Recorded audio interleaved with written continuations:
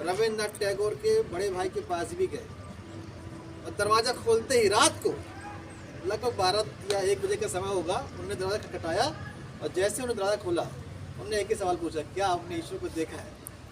अब वो हल्के कैसे रह गए, अरे कोई आया है और ऐसा प्रश्न कर लिया।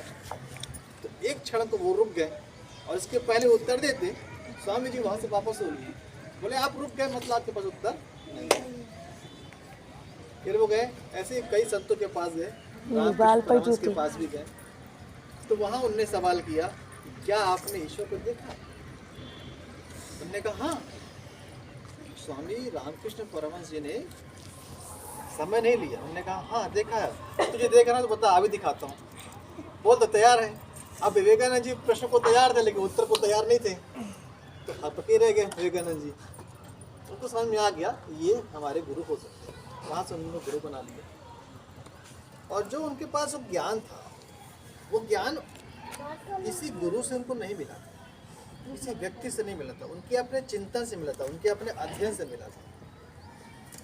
उस समय की बात करें तो विवेकानंद के टक्कर में कोई ज्ञानी नहीं था, इतना ज्ञान उनको था।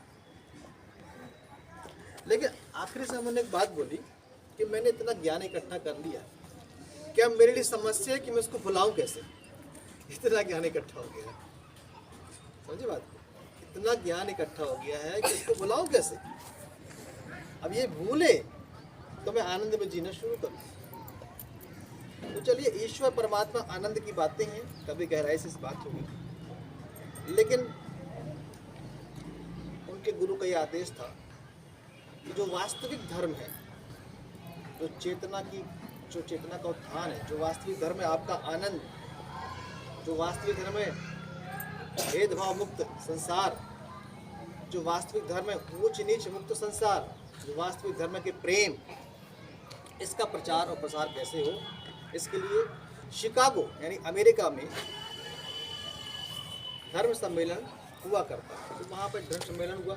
वो होता क्या है कि उसमें हर बार नए नए देशों में सम्मेलन होते थे, आज भी होते हैं, लोग इकट्ठे होते हैं। तो उस समय शिकागो में हुआ 1893 में,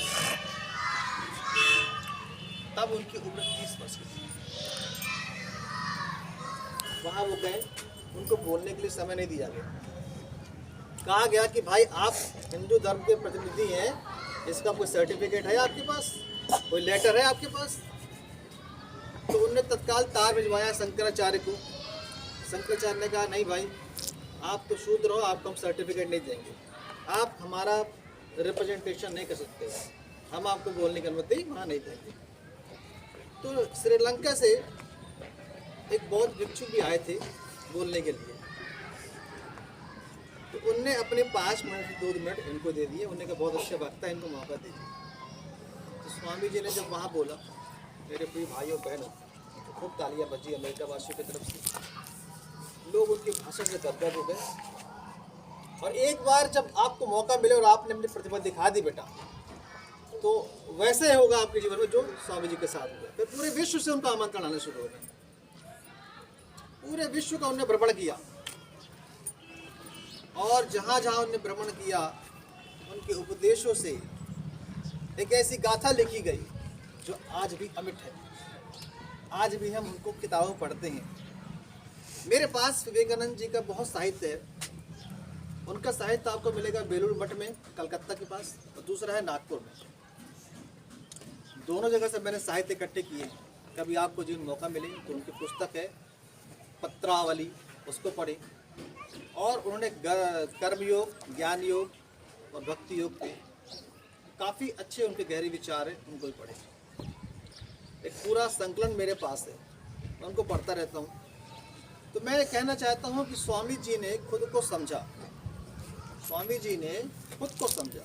आप खुद को समझ लेते हो, इससे बड़ा कोई ज्ञान नहीं। और फिर वो निकल पड़े भारत देश पे। उन्होंने कहा कि जो मेरा ईश्वर ज्ञान है